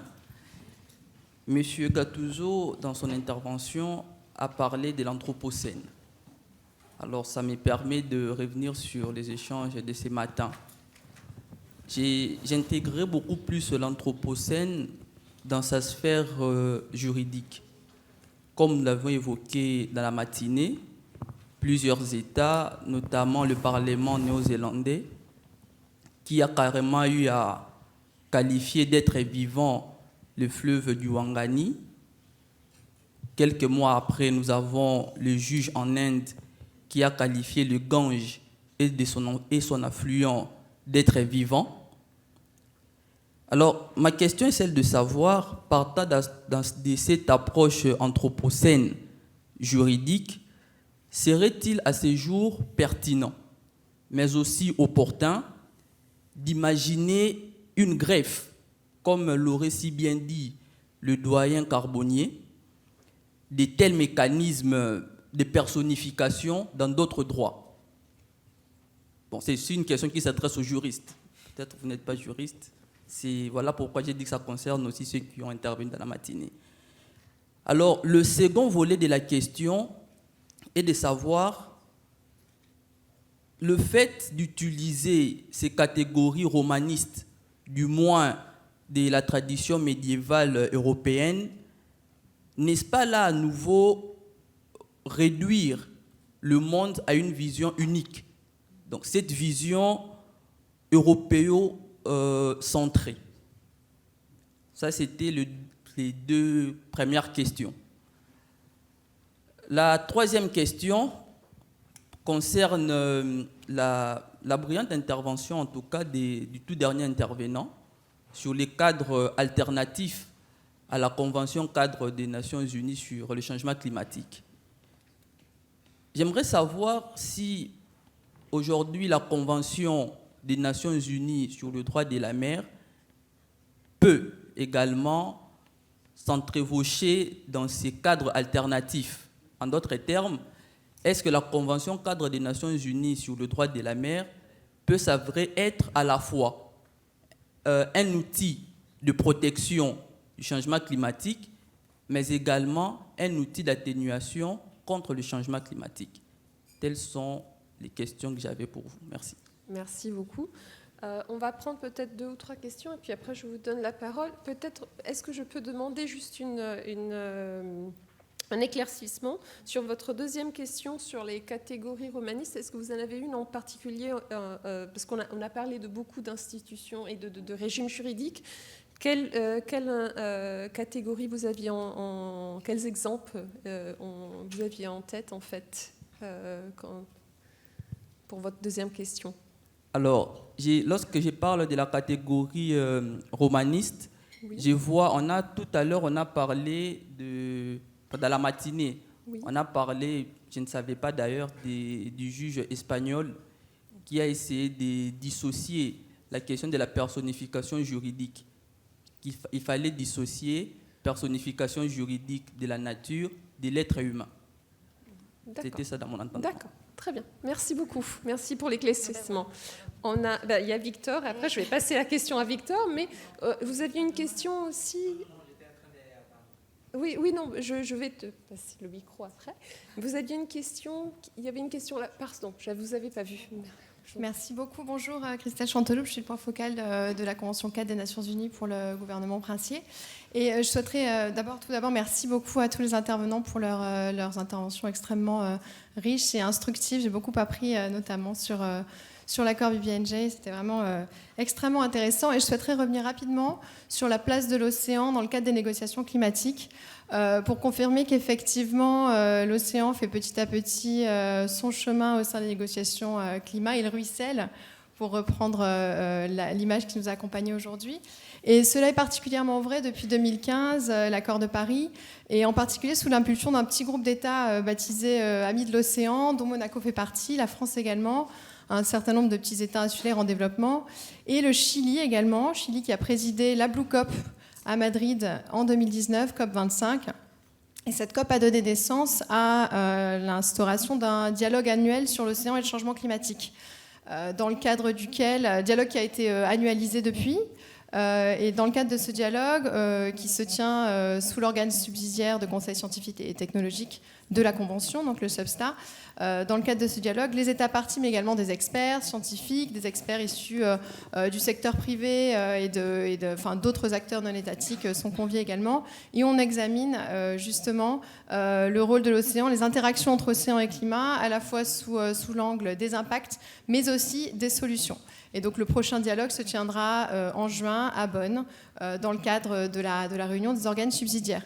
Et juste pour préciser également que la décision couverture de la COP27, la décision 1 CP27, qui est vraiment la décision phare, a une section sur l'océan, et avec plusieurs paragraphes, et notamment un paragraphe qui encourage les États à utiliser des solutions fondées sur l'océan dans leurs actions climatiques, que ce soit dans leurs contributions déterminées au niveau national, mais aussi dans leurs plans nationaux d'adaptation ou dans leur stratégie de long terme. Donc c'est important de voir que ce message de l'interaction fondamentale entre océan et climat commence à passer dans les négociations climatiques, et cela démontre vraiment la nécessité de rompre les silos entre les différentes conventions, entre les différents canaux de négociation multilatérales, et vraiment de favoriser les synergies. Et pour reprendre aussi ce dont on a discuté ce matin, de faire se discuter différentes disciplines pour vraiment atteindre cet objectif commun qui est la préservation du milieu marin. Voilà, c'était juste un commentaire. Merci. Très bien, merci. Avant de prendre d'autres questions, peut-être je vais demander aux intervenants de répondre sur les premières remarques, si je peux. Monsieur Gattuso, je sais que l'anthropocène était mentionné, mais c'est... Oui, c'était pas vraiment une question pour moi, je pense pas. C'était juridique, peut-être. Est-ce qu'il y a quelqu'un qui veut commenter sur l'anthropocène et le rôle du droit, peut-être ?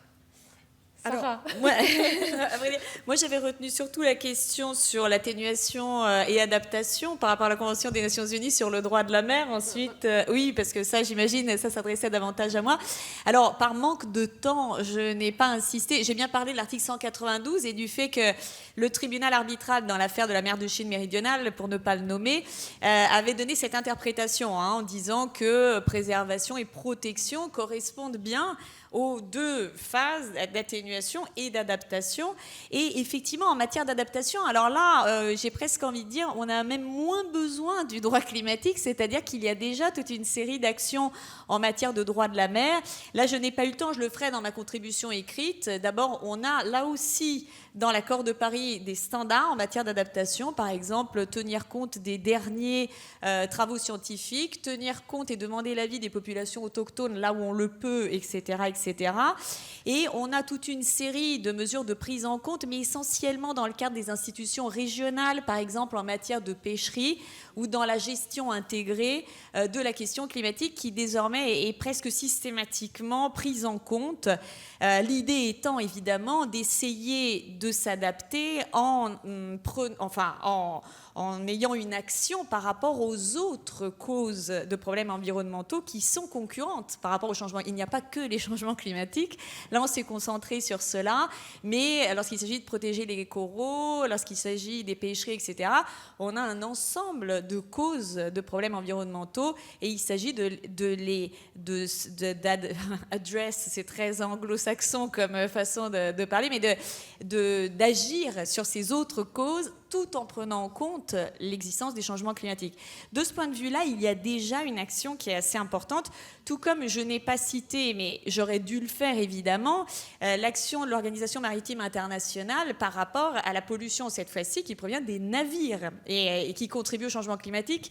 J'en ai pas vraiment parlé parce qu'elle est minime par rapport à d'autres sources, mais là on a toute une série d'instruments qui sont mis en œuvre. Donc bien sûr, la Convention des Nations Unies est très utile en matière d'atténuation, c'est essentiellement cette démonstration que j'ai faite, mais il y a aussi tout le volet sur l'adaptation. Oui. Si vous me le permettez, je voudrais revenir non pas sur un texte juridique qui témoigne de l'Anthropocène, mais sur un projet qui est porté par la France et par l'Allemagne et qui a pour objectif de faire en sorte que le grand public prenne conscience qu'il y a véritablement une perte de la biodiversité et que l'homme et son action en est peut-être le responsable. Il s'agit d'un projet de sciences participatives qui s'intitule Histoire de nature et qui a pour objectif de constituer, grâce à un site internet, une collection de photographies, de recettes de cuisine, bref, de témoignages concrets et incarnés de la perte de la biodiversité à partir d'activités humaines qui ne peuvent plus se faire à cause de cette perte de la biodiversité. Donc si vous êtes intéressé, je peux le cas échéant vous transmettre les informations de ce projet franco-allemand de sciences participatives qui, s'il est concluant, sera, réalisé, en tout cas nous l'espérons, à l'échelle de l'Union européenne. Oui, merci beaucoup. Et si je peux profiter de présider cette séance aussi pour dire, en fait, sur l'Anthropocène et le lien entre Anthropocène et droit, il y a un projet de monsieur Frank Bierman, c'est un collègue de l'Université de Utrecht, où il travaille en fait sur la gouvernance de je ne sais pas le dire en français, Earth System, du système planétaire. Oui, du système planétaire, et en fait, il regarde à comment intégrer les frontières planétaires dans les systèmes de gouvernance. Et les océans font partie aussi de cette étude. Et nous, en tant qu'école de droit, on participe pour la toute petite partie juridique, parce qu'en plus, c'est principalement des scientifiques et des gens de la gouvernance, en fait, qui s'en occupent. Mais c'est le genre de projet et de débat que l'Anthropocène, au moins, et le nom Anthropocène et tout ce qui vient avec, a en fait fait émerger dans les universités et dans beaucoup de forums en Europe et pas seulement. Donc c'est en cours, on va dire. Il n'y a pas vraiment de solution encore. Je crois qu'il y avait un peu une question peut-être pour vous sur le rôle de ces autres cadres juridiques. Oui, tout à fait, mais Madame Cassella a plutôt bien répondu. En fait, je n'ai pas mentionné la... je n'ai pas mentionné la Convention des Nations Unies sur le droit de la mer parce que justement, Madame Cassella l'avait déjà fait, mais pour moi, il est évident que la Convention a un rôle à jouer dans la question de la lutte contre le changement climatique, et notamment parce que si on la compare par exemple avec les instruments relatifs aux droits de l'homme, la Convention apporte des éléments qui, je pense, sont plus adaptés à la question du changement climatique et qui, par exemple, je parlais de la question du lien juridictionnel, etc. Je pense qu'avec la Convention des Nations Unies sur le droit de la mer, on peut justement retrouver un instrument qui est plus efficace sur la question. Après, j'en ai pas discuté parce que justement ça avait déjà été fait, mais pour moi c'est évident qu'elle a un rôle à jouer, oui. Il y avait une question indirecte pour Victor, peut-être, à nouveau, en fait, sur l'utilisation des catégories juridiques et sur le cas du Mar Minor espagnol, et le fait aussi de qu'est-ce qu'on entend par personnalité juridique dans une approche plus européenne par rapport aux autres pays du monde, et donc comment notre tradition aussi européenne est en train d'influencer en fait notre approche aux problèmes climatiques et environnementaux. Je ne sais pas si tu veux commenter un instant sur ça. Oui. Mais ce sera l'objet aussi, je crois, de ton intervention oui. demain. Mais... Non, moi je pourrais dire quelque chose, mais je connais les cas espagnols et quelques initiatives en Europe. Oui. Que prendre la référence de l'Amérique latine, par exemple, parce que c'est vrai qu'en Australie et en Nouvelle-Zélande, il y a des autres, mais en Amérique latine, maintenant, il y a une tendance très grande, constitutionnelle, par exemple, et aussi des législatif de reconnaissance des personnalités juridiques qui se traduit surtout en reconnaître des droits, pas des obligations, des droits. Mais on a dit une chose très intéressante, pour être effective, il faut établir de la loi ou créer des commissions qui on peut faire la tutelle, la représentation légale, c'est-à-dire parce que la nature, ce n'est pas une personne. Alors, il faut une personnalité juridique.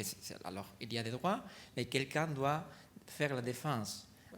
Et, par exemple, dans le cas de l'Espagne, a été reconnu quelques droits en particulier, demain on peut parler, et on crée une commission spécialisée pour faire la défense devant l'administration et aussi dans les tribunaux.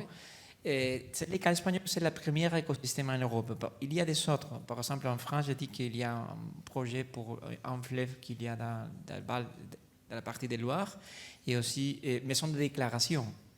Ce sont des déclarations On en a aux Pays-Bas politiques, aussi.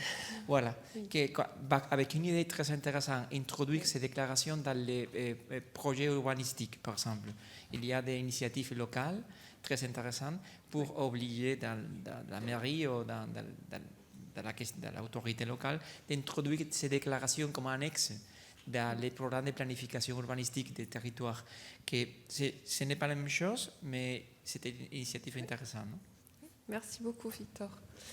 Je crois qu'il y avait une question dans le fond. J'ai vu une main tout à l'heure et devant aussi. Donc, et après, on va dans le fond de la salle. Je vous en prie. Oui, merci Madame la Présidente. Et je suis Luigi Sinapi de l'Organisation hydrographique internationale. Mon question, c'est très court. Parce que j'ai été frappé par deux mots de M. Gattuso, responsabilité et action. Vous avez mentionné durant votre présentation. Et la question, c'est quoi?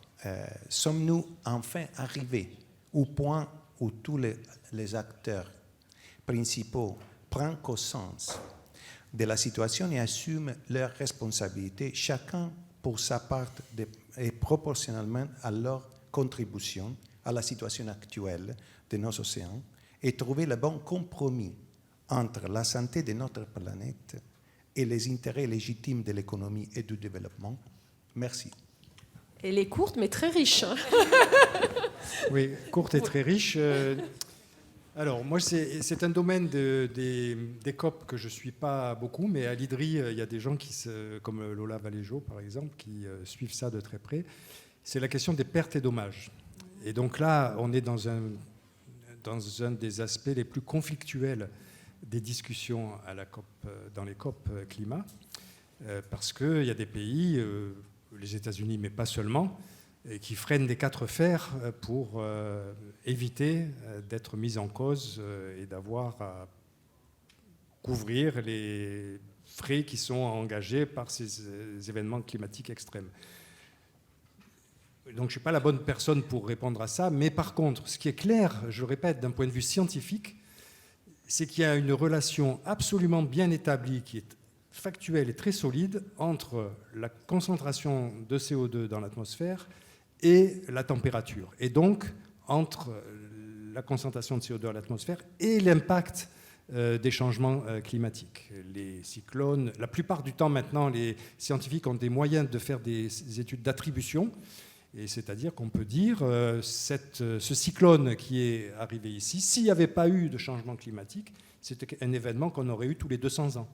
Et de montrer que cette succession, l'augmentation de la fréquence de ces événements extrêmes est absolument due au changement climatique. Donc du point de vue de la géochimie ou des sciences de la planète, ça serait extrêmement facile de déterminer les responsabilités en regardant le pourcentage de chaque pays dans la responsabilité qu'ils ont dans la contenue de l'atmosphère en CO2 et dire les États-Unis sont responsables à l'échelle de 26%, l'Europe de 23%, etc. Donc ça, c'est quelque chose qui est très solide et donc qui est...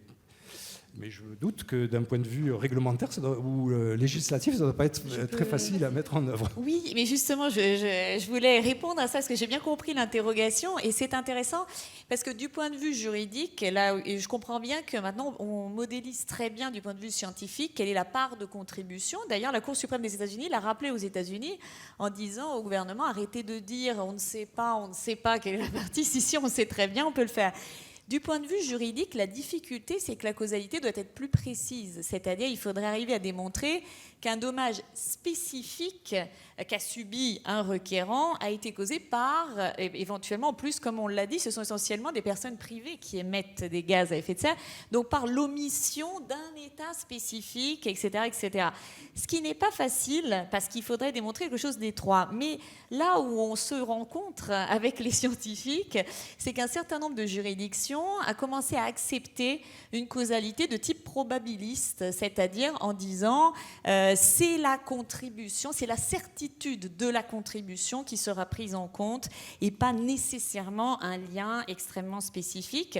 Alors pas dans ces termes-là, mais même la Cour internationale de justice a commencé à ouvrir à une possibilité de prendre en compte une causalité un peu moins stricte, mais des juridictions nationales ont commencé à aller dans ce sens-là, mais ça reste quelque chose quand même juridiquement de compliqué et d'assez novateur, on va dire. Donc ça n'est pas la même causalité exactement, ou c'est pas exactement la même chose qu'il faut démontrer dans ce cas-là. Merci Sarah. Il y avait une question d'abord dans le fond de la salle. Oui. Bonjour. Oui. Carole Martinez de MEDPAN, le réseau méditerranéen des gestionnaires d'aires marines protégées. Permettez-moi d'abord de remercier tous les intervenants pour la qualité de leurs propos et les informations ainsi partagées. La question des mesures spatiales et plus particulièrement des aires marines protégées a été plusieurs fois évoquée. Au jour d'aujourd'hui, et selon les dernières informations actualisées, on a près de 1087 aires marines protégées dans notre bassin méditerranéen et cela représente à peu près 8,33% du bassin en termes de mesures de conservation marine. Et lorsqu'on analyse, et ça a été évoqué, ces données par rapport aux efforts de protection renforcés, fortes ou intégrales, cela ne représente que 0,44%.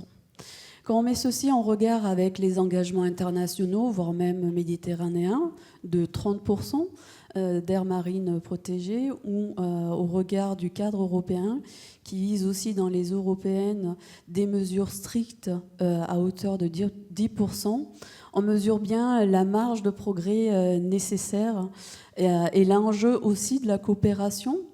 Et à ce titre, il y a peut-être deux notions, deux éléments qui mériteraient d'être davantage mis en avant. C'est l'importance justement des réseaux d'aires marines protégées, l'importance de les mettre davantage en lien avec tout le déploiement qui doit être fait avec la définition, la mise en œuvre d'autres mesures de conservation efficaces.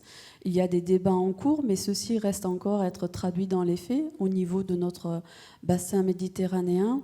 Et ces réseaux sont importants non seulement d'un point de vue écologique, mais ils sont aussi importants d'un point de vue humain. Et je reviens sur cette question de coopération. Car si on veut bien mettre en œuvre ces objectifs, ces engagements internationaux, méditerranéens ou européens, on a besoin d'acteurs de terrain, on a besoin de forces vives.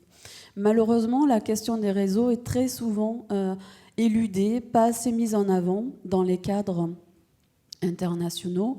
L'objectif 3 qui a été adopté dans le cadre du cadre mondial pour la biodiversité en décembre dernier fait bien sûr référence aux aires protégées, mais la question des réseaux, du facteur humain est malheureusement occultée. Or, on a besoin de coopération entre les États, mais on a aussi besoin de coopération entre les acteurs sur le terrain et sur l'eau. Autre élément d'importance par rapport au réseau, c'est aussi par rapport au changement climatique. Ces réseaux doivent être analysés par rapport à leur effet utile pour permettre la résilience des écosystèmes marins et côtiers.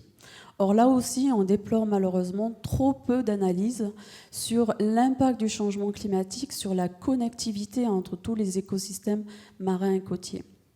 Donc ceci me permet de rebondir et peut-être de poser la question au professeur Gattuso.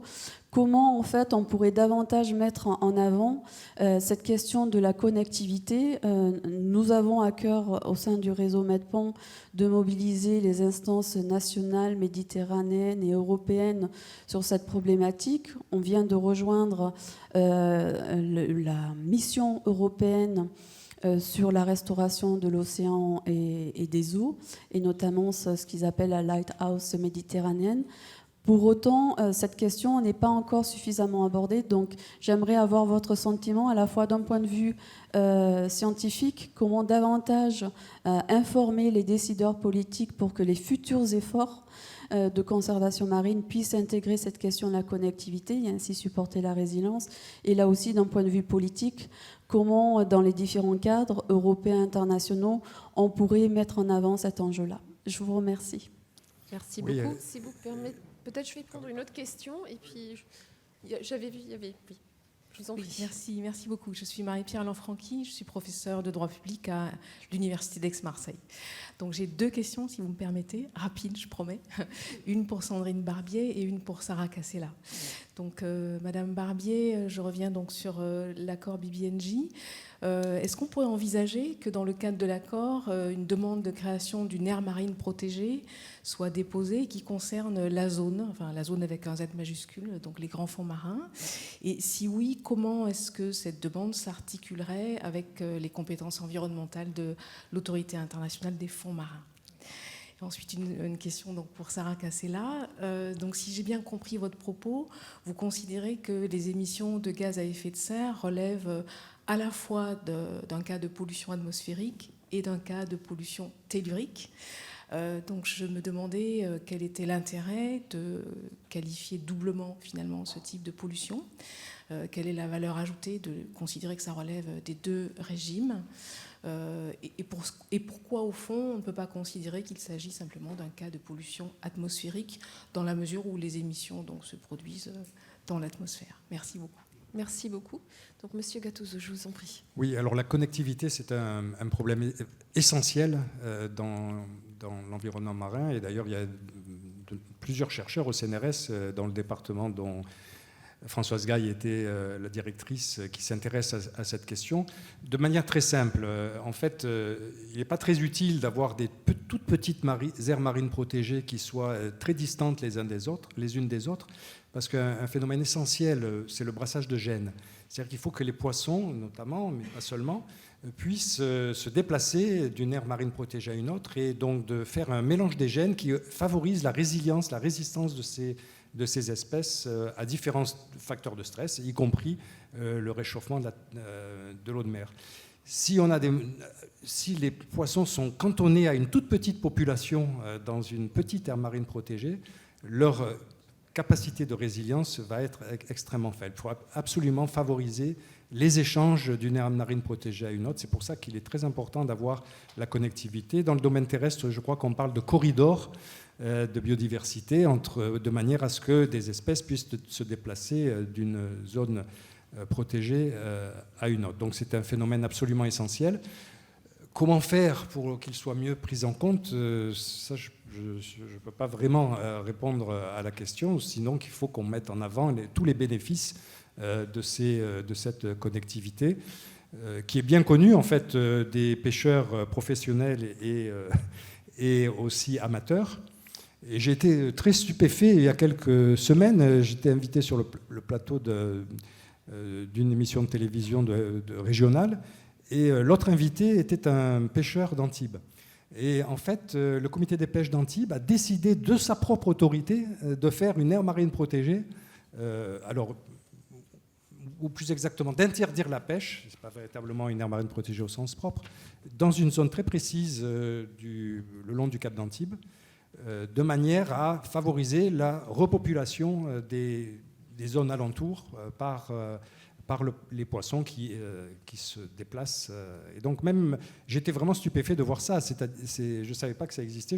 On a plus conscience des pêcheurs qui se plaignent lorsque des restrictions sont apportées à leur activité de pêche. Et là, c'était le contraire. C'est venu du pêcheur qui nous a d'ailleurs expliqué qu'il a rencontré de grandes difficultés localement, parce qu'il paraît que les dossiers sont extrêmement complexes à réaliser, et donc il y a une ONG qui a dû les aider à constituer un dossier, intervenir avec la préfecture maritime, etc. Donc j'étais vraiment satisfait de voir que même les pêcheurs professionnels se rendent compte de l'intérêt d'une bonne gouvernance des stocks de poissons. Merci beaucoup, Madame Barbie. Oui, merci beaucoup Marie-Pierre. Alors, ça rejoint en fait la question de l'articulation entre le BBNJ et les organisations régionales ou sectorielles existantes et le principe qui a été rappelé du not undermine, c'est-à-dire de ne pas porter atteinte. Ce que prévoit en fait le BBNJ, c'est que le principe, c'est que donc la COP peut décider la création d'une aire marine protégée. Après, il y a deux situations possibles. S'agissant de l'adoption des mesures de gestion, c'est-à-dire de celles concrètement qui vont venir mettre en œuvre finalement cette aire marine protégée. La première situation, c'est qu'il existe une organisation régionale ou sectorielle existante compétente en la matière. Donc imaginons, on crée une aire marine protégée dans un espace, effectivement au-dessus de la zone. Dans ces cas-là, ce que va faire le BBNJ, ce qu'il peut faire, c'est en fait inviter, en l'occurrence l'AIFM, à prendre les mesures qui ressortent de sa compétence pour tenir compte justement et réaliser les objectifs de l'aire marine protégée qui a été créée. Ça, c'est la première situation. L'autre situation, c'est dans l'hypothèse où il n'y a aucune autre organisation régionale ou sectorielle existante au vu de l'aire marine protégée qu'on envisage de créer, et enfin de ses objectifs, et bien là, dans ces cas-là, c'est le BBNJ lui-même, donc la COP, qui peut décider des mesures de gestion. Donc on a un peu ce double canal. Et j'en profite en fait pour parler, alors c'est un peu en lien aussi avec la connectivité, l'une des idées aussi du BBNJ, c'est de pouvoir créer en fait un réseau d'aires marines protégées aussi. Et donc d'avoir un développement, si possible, assez rapide de ces aires marines protégées. Et donc la France avait soutenu auprès de l'Union européenne, qui a repris cette idée, d'une idée de reconnaissance. L'idée qu'on souhaitait pousser, en fait, c'était que le BBNJ puisse, à la demande d'une organisation sectorielle ou d'une organisation régionale, même si c'est plutôt quand même sur du régional, parce que compte tenu du nombre souvent d'États parties dans une organisation sectorielle, il n'y a pas vraiment de bénéfice à ce que le BBNJ reconnaisse l'aire ou l'outil de gestion par zone, parce que là je parle d'aire marine protégée, mais ça peut être plus large, que le BBNJ puisse reconnaître, à la demande de l'organisation qui a créé cet outil de gestion par zone, y compris une aire marine protégée, pour en fait, si je parle un peu vulgairement, la labelliser BBNJ. Alors évidemment, en vérifiant que les conditions respectent en gros ce qui est prévu dans le BBNJ, avec en fait un double objectif, c'était d'une part de bénéficier du travail effectué dans ces organisations régionales ou sectorielles, donc de ne pas réinventer la roue s'il y a déjà quelque chose qui a été fait et bien fait. Et le deuxième avantage, c'était de pouvoir étendre en fait le champ d'application rationné personné de cette aire marine protégée, qui, si on est dans une convention de mer régionale, va concerner, je vais dire n'importe quoi, 10 États, parce que ce sont les 10 États membres de cette organisation. Avec le label, entre guillemets, BBNJ, eh ben, c'était applicable désormais, opposable, et donc devant être respecté par l'ensemble des États membres du BBNJ. Donc ça donnait une portée, du coup, beaucoup plus importante.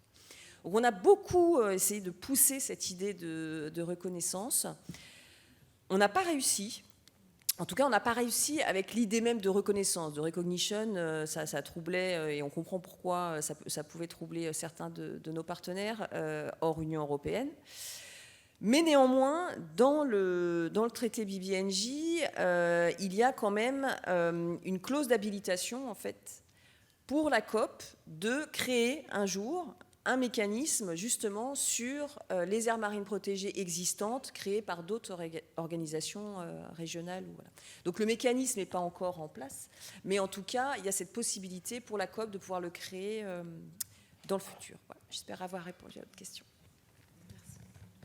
Oui, alors quant à la question pourquoi utiliser l'article 207 si on a l'article 212 qui instinctivement semble mieux correspondre.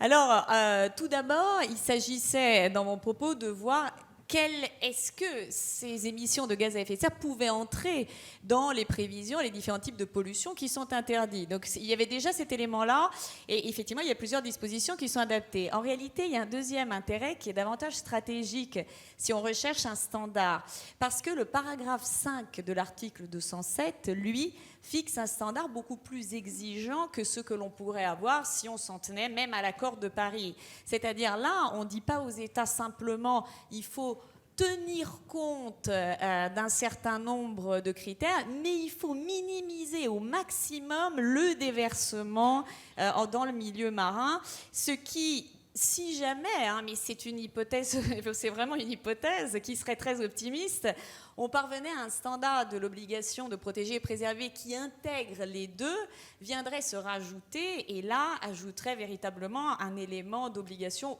beaucoup plus contraignant, on va dire, que simplement la prise en compte d'un certain nombre de critères. Donc le but, ça serait éventuellement de pouvoir mobiliser le paragraphe 5, spécifiquement l'article 207. Merci beaucoup. Alors, il nous reste 5 minutes. Il y a une question au fond? Non? Non, pas de question? Devant, on va prendre une dernière question et puis on va clore la séance et la journée. Je vous en prie, madame. Bonjour, donc, je suis Rada Moudas, juriste et doctorante à l'Université Paris 1, Panthéon-Sorbonne. Je travaille sur un sujet de droit international public de la mer.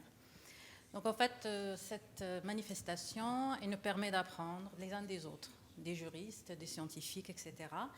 Et il y a quelques jours, j'ai lu un article qui m'a un peu bouleversée. C'est apparu au Washington Post. Il s'agissait donc de réflexions de chercheurs. Donc il est apparu le 10 mai 2023. C'est une réflexion de chercheurs qui sont reconnus à l'université de Princeton. Ils parlaient du phénomène El Niño. Donc ma question s'adresse spécifiquement à monsieur Jean-Pierre Gattuso. Voilà, donc il s'agit en fait, ils disent qu'il s'agit d'un changement dans la circulation des vents, des courants océaniques qui ouvrent la porte du placard, c'est-à-dire de l'océan, et laissent la chaleur de l'énergie se répandre dans l'atmosphère.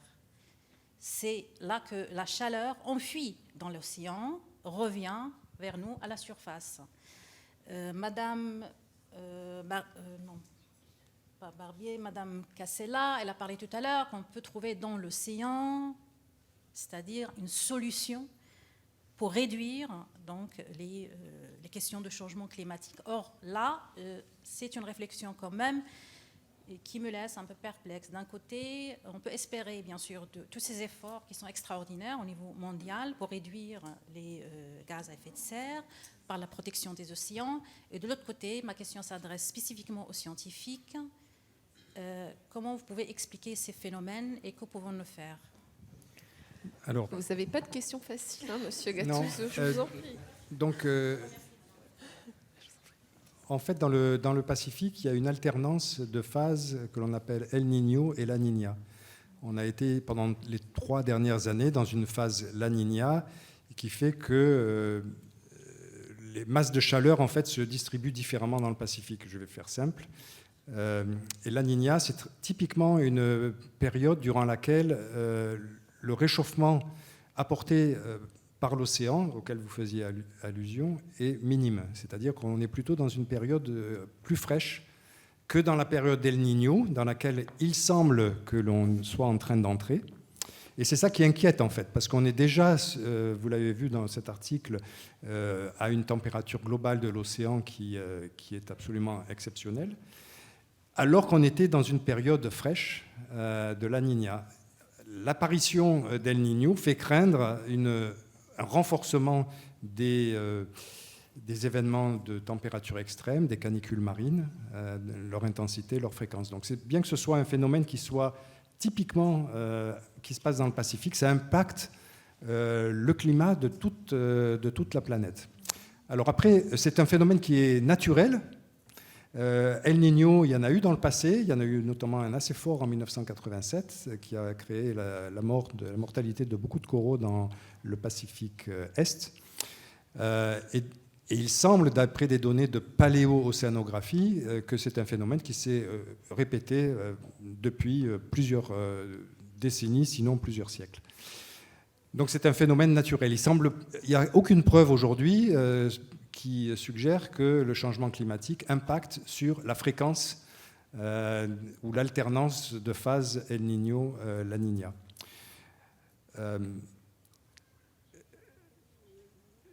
Et donc, il est difficile de... Donc ça, c'est un phénomène qui est naturel. Ça n'empêche qu'il y a des solutions dans l'océan qui pourraient être mises en œuvre pour limiter le changement climatique et notamment de stocker plus de carbone dans l'océan. Il y a plusieurs collègues et de façon assez incroyable, il y a une multitude de start-up aux États-Unis qui se mettent en place. Il y a des centaines de millions de dollars qui sont investis dans ces startups pour essayer de stocker du CO2 dans l'océan. Les expériences de laboratoire et les connaissances que l'on a sur la géochimie de l'eau de mer montrent que c'est possible. En fait, il y a 50 fois plus de carbone dans l'océan que dans l'atmosphère, donc on voit que l'océan est un réservoir énorme. Et il semble qu'il y ait des techniques qu'on puisse mettre en œuvre pour récupérer du CO2 de l'atmosphère et le stocker sous une forme bénigne dans l'océan. Cela dit, il n'y a eu aucune expérimentation actuellement encore. On sait que ça marche sur le papier, mais on ne connaît pas les effets potentiels négatifs. Et donc le fait, la présence d'El Niño, La Niña n'empêche pas de réfléchir à des options qu'on pourrait mettre en œuvre dans l'océan pour la fertilisation par le fer qui a été mentionnée et sur laquelle beaucoup d'entre nous sommes perplexes, oui, parce que ça peut poser des problèmes négatifs importants, mais il est urgent de faire de la recherche sur ces domaines parce que notre crainte, comme dans le cas de Solar Radiation Management, c'est qu'un État s'empare d'une technique et la mette en œuvre sans aucun cadre de gouvernance. Et ça serait véritablement un problème. Et on ne sait pas ce qui peut se passer dans les décennies à venir si la panique l'emporte et qu'on voit que les changements climatiques deviennent incontrôlables et leurs conséquences aussi. Il faut absolument qu'on puisse documenter ce qui est présenté aujourd'hui comme des solutions potentielles et déterminer une fois pour toutes est-ce que ce sont des solutions qu'on a envie de mettre en œuvre ou des solutions qu'au contraire dont on veut interdire le déploiement. Merci beaucoup, Monsieur Gattuso. Quelques mots un peu de pessimisme, mais aussi un peu d'optimisme, on va dire, pour le futur. Je crois qu'il est 18h, donc on doit clore la session et on doit aller au cocktail, je crois. Ça a été une très longue journée, très riche. Je remercie beaucoup les intervenants de cette séance et de la séance précédente aussi pour avoir répondu aux questions du public. Et merci à tous pour être restés avec nous jusqu'à la fin de cette séance. Et on espère vous revoir demain matin à 9h30 9h je me souviens plus maintenant. Demain matin. Bonne soirée à tous. Merci.